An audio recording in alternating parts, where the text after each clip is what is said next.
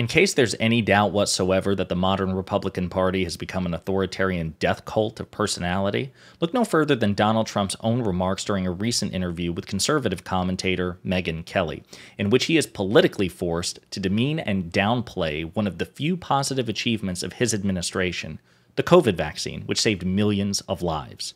But before we unpack all that, if you haven't yet, please hit that like, subscribe, and the alert bell. Maybe check out my Patreon.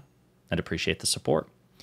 All right, so we have a few clips to play. I want to jump right in. This is a segment of a recent interview between Trump and Megyn Kelly in which the topic turns to the COVID vaccine.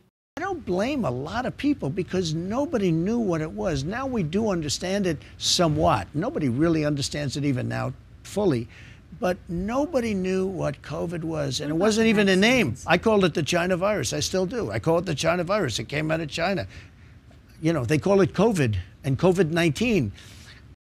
Do you see how visibly uncomfortable he is to talk about this, about the vaccine? It's the elephant in the room. He is meandering. I called it the China virus. What's in a name? You know, it's like what Shakespeare said. What's in a name? Would a rose by any other name smell any differently? It's COVID-19. What were the other 18 COVIDs, Megyn? You tell me. He does not want to talk about the vaccine because he knows it's politically toxic to his base. As far as the vaccine's concerned, you had the original COVID. And the vaccine had an impact on that. And there are some people, I will tell you, some friends of mine that are Democrat, I think they voted for me, but they're Democrat, very smart people, top people. They say, you know, I don't understand one thing. Why don't you talk more about the vaccine? It was one of the greatest things you've ever done. Now think of that. They say to me, and I say, I'm not going to talk about it one way or the other. First of all, no mandates. I don't want mandates. I never had mandates. Florida sort of had a mandate because they were giving the vaccine. They were demanding everybody take the vaccine. That's another thing. But no mandates, no anything. I didn't demand anybody take it. But I have people on the other side, not my side, although probably there's some on my side too. They said, you saved 100 million people because I got it done in 9 months as opposed to 5 years to 12 years. A lot of people. You're proud of it. No, I'm not proud of it. I'm saying what Democrats think. See the constant, like, he's hopping from one foot to the next, trying to talk out of both sides of his mouth. First, note the cheap shot at Ron DeSanctimonious, and the pivot to mandates. Well, this is about the vaccine, not mandates, but he has to pivot there again to throw red meat to his base. He also has to, he's also trying to do two things at once. He's trying to say, listen, but he's trying to distance himself from the vaccine while also simultaneously, narcissistically, taking all the credit for it. He says he got it done. You know, instead of we got it done or it was done on my watch, he got it done in a fraction of the time, and it saved, in his view, 100 million lives. But then when asked about it point blank, okay, or are you proud of this achievement?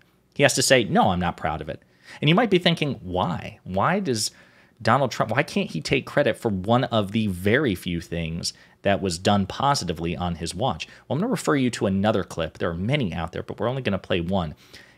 In which Donald Trump is in front of a conservative audience and a different conservative commentator, and the vaccine comes up. Listen to how the crowd reacts.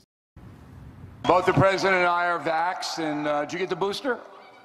Yes. I got it too. Okay, so... Don't. Do you see? I mean, he heard that audience boo when he said that he was vaccinated and boosted, right? If Donald Trump has one talent, it is that he knows what makes his base tick, right? It's a cult, and he understands it. He's not very politically educated. He's not particularly curious. He's a profoundly stupid and corrupt man in so many ways. But he knows what makes the MAGA base tick, and he knows this is politically toxic for him as far as the MAGA base is concerned. They don't trust the vaccine. They don't consider it an achievement. They think it was an elaborate attempt by the government to chip them and to like trace them. You know, it's replete with conspiracy theories. And the data backs it up as far as, you know, the crazy things that they believe. When the vaccine was distributed, it was Republicans who refused to get it. Vaccination rates among Trump supporters and Republicans was disproportionately low. And the deaths and infections from COVID as a result among Republicans and Trump supporters was disproportionately high. It's an anti-science authoritarian death cult, and even Donald Trump, who probably desperately wants to take credit for the vaccine and who is himself vaccinated, he can't take credit for it. So this is a climate that Donald Trump helped create. He helped create the sort of behaviors and invest the sort of behaviors in the same sort of like uncurious, conspiracy-laden thinking, which is now hurting him in terms of not being able to take credit for the one good thing that happened on his watch.